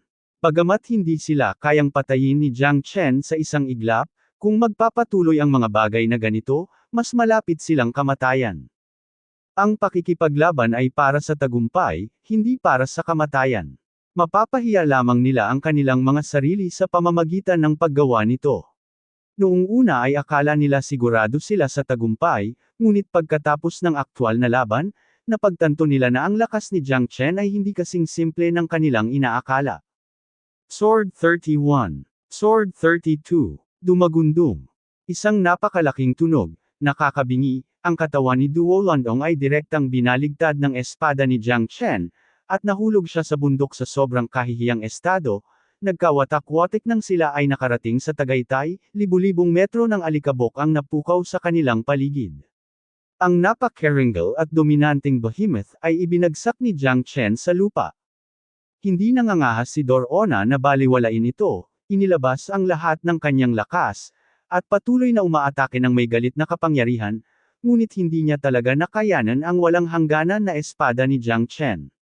Ang mga talam ng espada ay mapangwasak, tulad ng hangin ng taglagas na tinatangay ang mga nahulog na dahon. Si Dorona ay natangay din sa lupa, at ang nakapalibot na walang laman, ang lahat ay nabalisa. Old 7, maghandang lumaban hanggang kamatayan at i-activate ang Absolute Domain. Umalangaw-ngaw ang dagandong ni Dorona sa mga ulap. Ang Absolute Domain ay likas na kakayahan ng kanilang Earth Dragon Clan. Sa pamamagitan lamang ng pagpapakita ng Absolute Domain maaari silang umasa na manalo laban kay Jiang Alikabok. Gayunpaman, ang ganap na kaharian ay kumonsumo ng labis ng kanilang enerhiya. Kung sila ay mabaigo, ang kanilang sitwasyon ay magiging mas mapanganib. Mga ninuno, mag-ingat, ang kanilang ganap na sakop ay lubhang nakakatakot. Umungol si Diluo. Sa sumunod na sandali, nagsimulang isara ni Dorona at Duo Lundong ang nakapaligid na mundo. Napuno ng hangin ang kanilang aura at binalot ang ulo ni Jiang Chen. Hindi ipinikit ni Jiang Chen ang kanyang mga mata, nang makitang ang nakapalibot na kawalan ay tinataka ng dalawang lalaki mula sa Earth Dragon Clan, at ganap na silang naging domain. Nagsimula na talagang uminit ang labanang ito. Medyo kawili-wili. Nakangiting sabi ni Jiang Chen, hindi galit ngunit masaya. Sa ganitong paraan lamang niya mapupukaw ang kanyang pagnanais na lumaban. Dalawang lalaki mula sa ikasyam na antas ng bituin ay hindi na sapat para gawin niya ang lahat, kaya niya, ngunit ang dalawang ito ang ganap na kaharian sa ilalim ng pagtutulungan ng mga taong ito ay nagbigay kay Jiang Chen ng pakiramdam ng pagiging bago. Talagang pagsisisihan mo ito, mamatay ka na lang. Sa ating ganap na sakop, walang makakaalis dito. Nakangiting. Sabi ni Duo Lundong. Sa isang iglap, naramdaman ni Jiang Chen na walang mapagkukunan ng enerhiya sa paligid niya sa lahat. Pagbabago ng chi, gusto niyang lumipad dito, ngunit napipigilan na siya ng husto. Ang aura sa kanyang katawan ay humihina, at ang pinagmumula ng pagkonsumo ng enerhiya ay hindi na mabawi. Sa larangang ito, sila ang ganap mga hari. Sumunod si Jiang Chen, binunot ang kanyang espada at tumingin sa paligid, hindi siya mapigilan. Gayunpaman, ang ikinagulat niya ay ang larangang ito ay talagang kapanapanabik. Ang dalawang lalaki ay umatras upang umaban, ganap na nagsimula ng isang defensive na counterattack posture. Sila ay sobrang pasibo ngayon lamang, ngunit ngayon sila ay gumawa ng ganap na inisyatiba. Ako ang hari ng ganap na kaharian. Si Dorona ay lumipad sa himpapawid, hawak ang isang mabigat na kamao, at malakas itong ibinagsak sa lupa. Sunod-sunod na lumitaw ang nakakatakot na mga bitek, kumulog, at umabot ang aura nilang dalawa sa kanilang dalawa, rurok sa kaharian. Ito ang kanilang espasyo, sa espasyong ito, sila ang mga Panginoon. Sa pagdaan ng isa at ng isa pa, mararamdaman ni Jiang Chen na ang kanilang lakas ay tumaas ng hindi bababa sa 30%. Sa ganap na larangan, ito ay talagang pambihira. What a weird absolute field. Parang katulad ito ng formation, pero ang absolute field na ito ay tila likas na kakayahan ng kanilang Earth Dragon Clan. Ito ay maaaring mag-seal ng mga tao dito. Sa mundong ito, sila ito ay magiging mas malakas at mas malakas. Panipi. Pulong ni Jiang Chen sa mahinang boses. Sayang naman at ako ang taong nakilala mo, Jiang Chen. Lalong lumakas ang loob ni Jiang Chen habang lumalaban. Ginamit niya ang kanyang Dragon Transformation Body para labanan ang makapangyarihang Dragon Power, kasama na si Dorona. Kinabahan sila, pero ginawa nila. Huwag mong asahan na si Jiang Chen ay isa ring dragon, at ang kapangyarihan ng dragon sa kanya ay mas lalo silang natakot. Hindi lahat ay makakamit ang ganoong lakas. Pagkatapos ng pagbabagong anyo ng dragon, si Jiang Chen ay hindi napigilan. Ang pinagsama-samang pagpapabuti ng dalawang tao ay hindi kasing lakas ng Jiang Chen. Ang tinaguriang Absolute Realm ay ganap na hindi pinansin ni Jiang Chen, hanggat ikaw ay mas malakas kaysa sa kanila, ang ganap na larangan ay matatalo ng mag-isa. Sa isang suntok, si Jiang Chen ay lubos na kumpiyansa. Ang ganap na dumin ay parang isang malaking bato ng yelo, patuloy na nagbitak at nabasag sa salamin. Ang dumin ay ganap na nawala. Ang mga ekspresyon ni Dorona at Duo Landong ay nagbago din ng malaki, at isang subo ng dugo ang bumulwak. Kumalat sa buong kalangitan, siya ay tuluyang natamba sa lupa. Imposible ito. Masyadong malakas ang taong ito, hindi tayo tugma sa kanya. Panipi. Kahit na ang absolute domain na pinagsama-sama nating dalawa ay madaling nasira. This guy is not simple. Panipi. Is this isang master na inimbitahan ng Qingmang clan para tumulong? Mahirap sabihin, mas mabuting umalis muna tayo. Nagkatinginan sina Dorona at Duo Landong, mabilis na umatras, at direktang tumakas sa lupa, at sa pagkakataong ito, kahit na gustong hanapin ni Jiang Chen ang kanilang mga figure, wala siyang magagawa. Ang mga tao sa Earth Dragon Clan na ito ay talagang medyo magulo. Mukhang karapat-dapat silang maging master dito. Kumunot ang noo ni Jiang Chen. Dumating at umalis ang dalawang Sichuan Ridge Earth Dragons. Bagamat natalo sila sa kanya, sila tumakas sa uso, kung walang paghahanda, wala siyang paraan para harapin ang dalawa.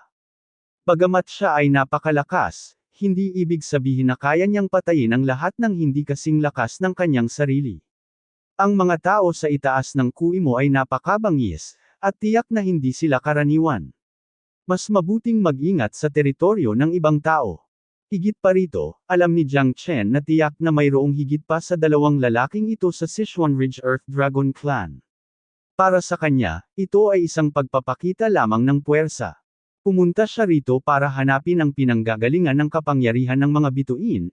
Akala niya noong una ay hindi kasing hirap ng inaakala niya ang Kuimo Star, ngunit ngayon ay tila hindi na rin gaya ng inaakala niya. Kung tutuusin, hindi pa siya nakapunta rito. Ang misteryo ni Kuimo Xing ay nangangailangan sa kanya na trituhin ito ng buong puso. Ang lugar na ito ay maaaring maging isang lugar na kinatatakutan ng mga ordinaryong interstellar wanderer. Ito ay tiyak na higit pa doon. Ang mahihirap na kalagayan sa pamumuhay ay isa lamang sa mga ito. Paano mabubuhay ang isang tao dito bilang isang hindi kilalang tao? Kung ito man ay ang Sichuan Ridge Earth Dragon Clan sa harap nila o ang Ice Bear Clan na binanggit ni Diluo, sila ang dapat na namumuno sa Kuimo Planet. Ang tatlong pangunahing karera ay ang lahat ng huling karera upang mabuhay sa Kuimo Planet, at dapat na mayroon sila ng kanilang tunay na lakas. Ancestor, isa ka talagang dragon at phoenix sa mga lalaki. Ang dalawang Sichuan Ridge Earth Dragons ay hindi katugma sa iyo. Mukhang maliligtas ang aming angkan ng Qingmang sa pagkakataong ito. Tuwang-tuwang sabi ni Diluo, nakatingin kay Jiang Chen na. Parang mukhang isang tagapagligtas. Oy, hinayaan natin silang dalawa na tumakas. Walang magawa si Jiang Chen. Mga ninuno, ito ang kanilang teritoryo pagkatapos ng lahat, at ang dahilan kung bakit ang Sichuan Ridge Earth Dragon ay malayang makakarating at makaalis dito ay dahil sa lupain dito. Maluwag ang heolohiya dito, napapailalim ito sa mga bagyo at bagyo sa buong taon, at ito ay isang yellow sand zone.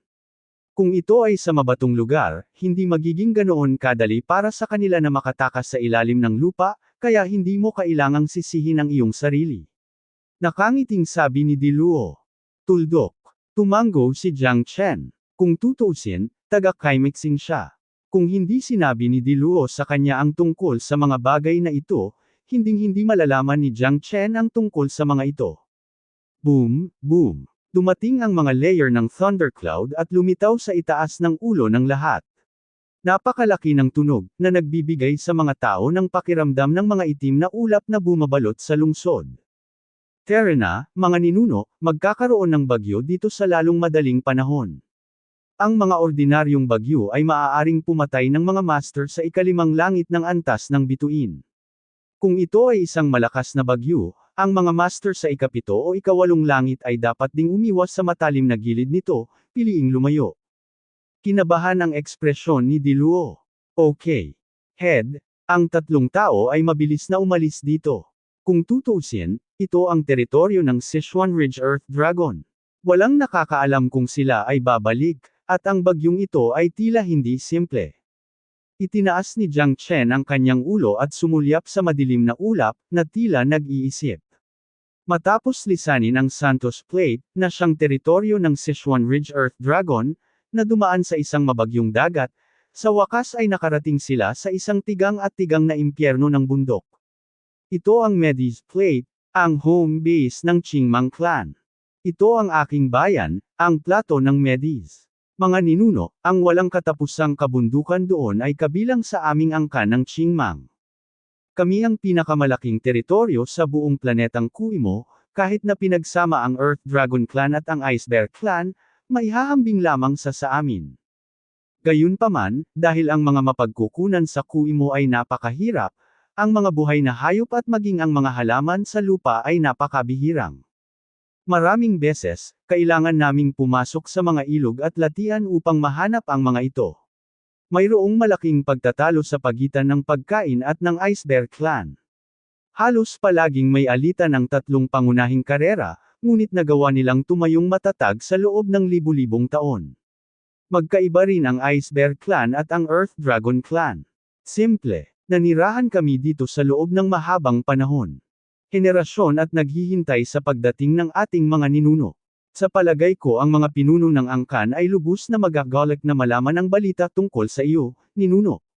Sa pamamagitan ng mga ninuno dito, lahat ay malulutas. Hindi hihigit ang paghanga ni Diro kay Jiang Chen, lalo na pagkatapos ng labanan ngayon, ito ay halos hindi maisip para sa kanya. Ang taong matagal na nilang binabantayan at hinahanap sa wakas ay natagpuan na rin niya, na puno ng pananabik ang puso ni Dilo. Ang angkan ng Qingmang ay may tradisyon na bawat libong taon, may ipapadala upang maghanap ng mga bakas ng kanilang mga ninuno upang bigyan sila ng oras. Kung hindi siya babalik sa loob ng 1,000 taon, ang taong ito ay mamamatay sa labas. Kapag umalis siya sa Kuimo Planet, ang mga tao ng Qingmang Clan ay mabubuhay lamang ng 1,000 taon. Sa ganitong paraan, pagkatapos ng 1,000 taon ng paghihintay, hindi mabilang na 1,000 taon, ang mga namatay ay pawang mga henyo ng angkan ng Qingmang. Dahil lumabas sila para sa pagsasanay at hindi bumalik sa loob ng 1,000 taon, imposible para sa ordinaryong Asher Monkey na kumpletuhin ang ganoong gawain, ngunit kahit na noong mga araw na iyon ay lubos na nauunawaan ng Green Monkey na sa sandaling umalis sila sa Kuimu Planet, libu-libong taon na ang kanilang huling hantungan. Ito ang kapalaran ng bawat Azure Monkey, at ito rin ang kanilang pakikibaka laban sa pagbabawal ng Azure Monkey Clan.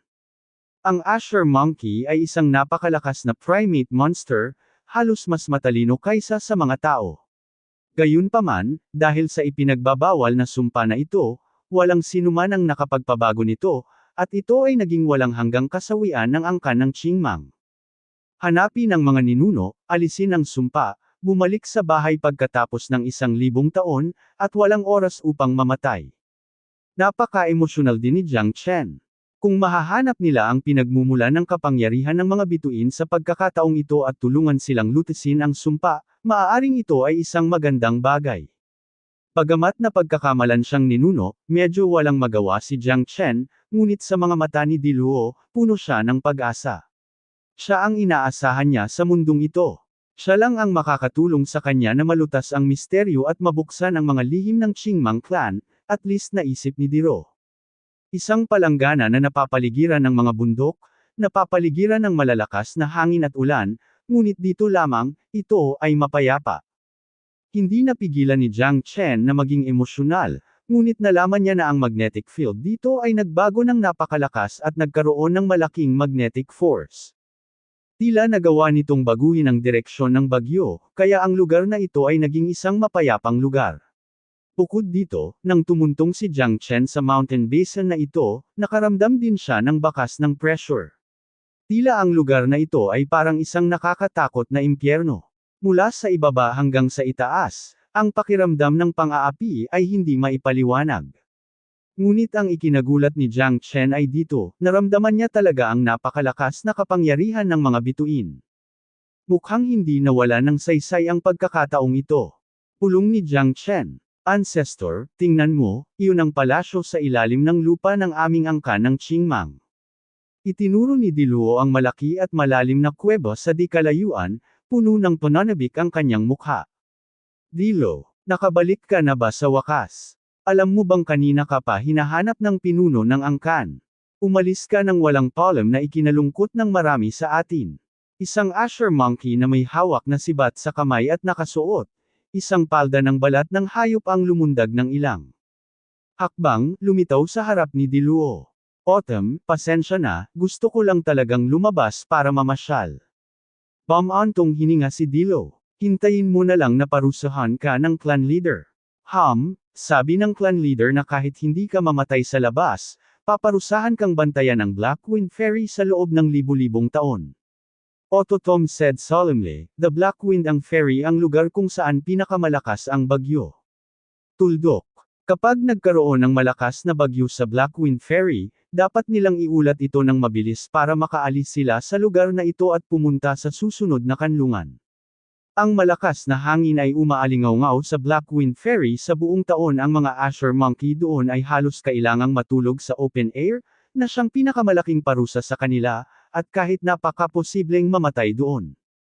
Hehehehe, huwag kang mag-alala, siguradong hindi ako papayagan ng pinuno ng angkan na bantayan si He Fengfeng sa pagkakataong ito, dahil dinala ko ang ninuno na hinahanap ng aming angkan ng Qingmang, hahaha. Tuwang-tuwang sabi ni Diluo sabay turo sa kanyang tagiliran. Sabi ni Chen, siya, ninuno. Biglang nagbago ang ekspresyon ng Ototom, at direktang itinutok niya ang kanyang sibat kay Jiang Chen, puno ng pagkaalerto ang kanyang mga mata. Nalinlang ka, Diluo. Sino ang taong ito? Bakit mo siya ibinalik sa ating angkan ng Qingmang? Alam mo bang natagpuan na natin ang ating mga ninuno? Seryoso ang hitsura ni Ototom. Puno siya ng pagdududa sa taong dinala ni Diluo dahil natagpuan na siya ng kanyang mga ninuno. Siguradong impostor ang taong ito. Ngayon ay puspusan na ang kanilang Qingmang clan.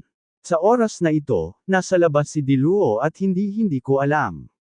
Kahit na noong mahanap na ng Qingmang clan ang kanilang ninuno, nalilito pa rin siya. Ano? Natagpuan ang ninuno? Imposible. Imposibleng imposible. Si Mr. Jiang Chen ang hinahanap natin. Nalinlang ka siguro, Ototom, naloko kayong lahat. Sandaling galit na galit si Diluotan, punong-puno ng mukha ang mukha niya, galit. Tuldok. Hindi, paano ako makakahanap ng mali? Siguradong si Jiang Chen ang hinahanap niyang ninuno. Masaya niyang ibinalik ang ninuno.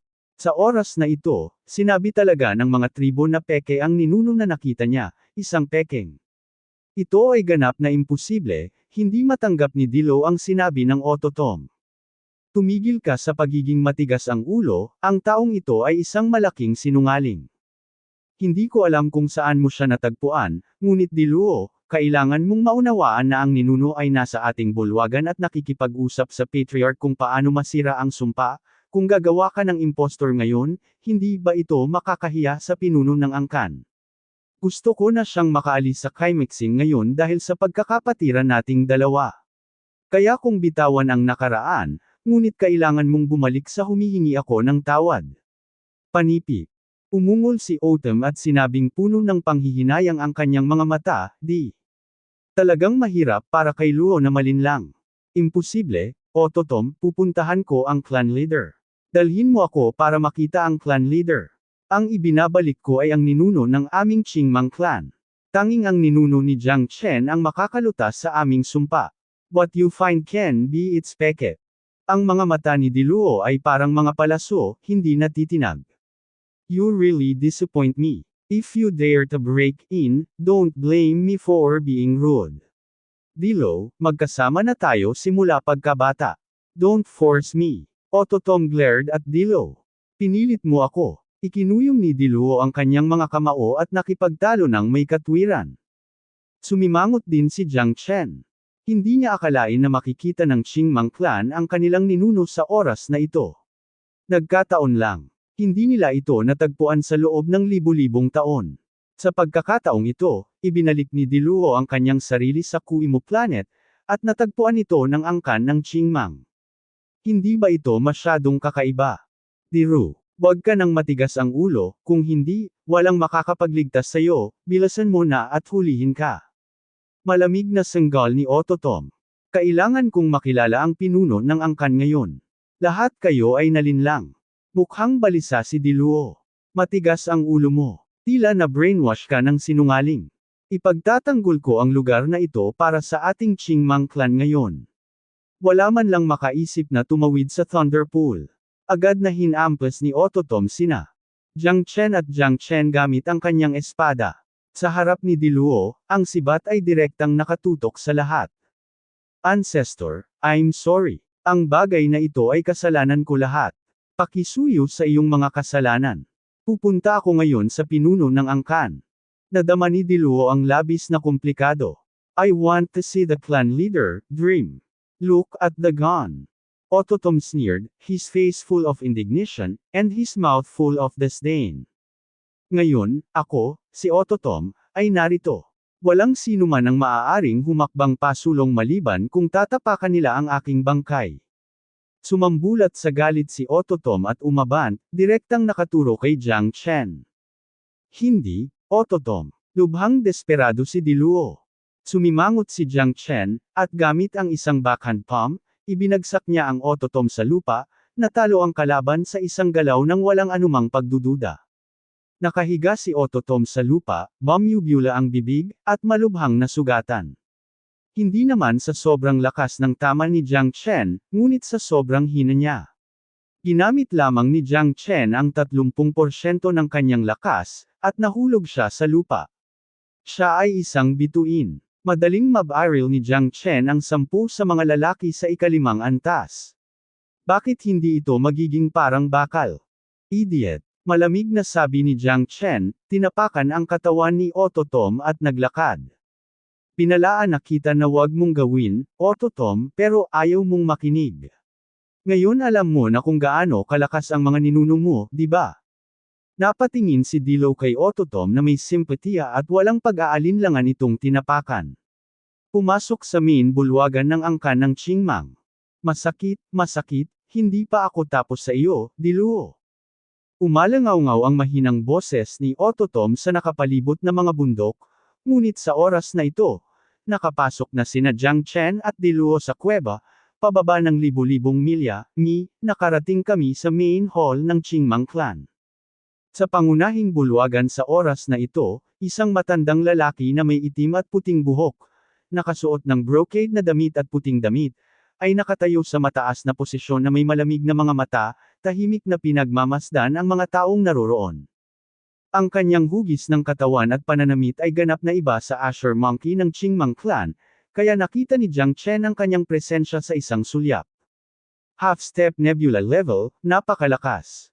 Ito ang unang naramdaman ni Jiang Chen. Ang taong ito ay mas malakas kaysa kay Ye Tiannan, na nakalaban niya noon. At sa tabi mismo ng kanyang mga nasasakupan, may 4 na tao na nakatayo sa harapan nila. Bagamat nasa tuktok sila ng antas ng bituin, napakalakas din nila. Naramdaman ni Jiang Chen na ang kanilang lakas ay hindi mas mahina kaysa sa antas ng kalahating hakbang na nebula. Dapat ang iilan ay ang Asher Monkeys. Ang lakas ng Asher Monkey sa mga araw na ito ay nakakatakot.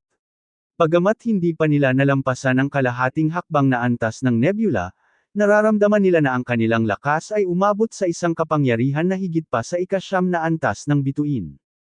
Level. Kaya lang walang breakthrough sa cultivation. Ang mga taong ito ay napakapambihira din.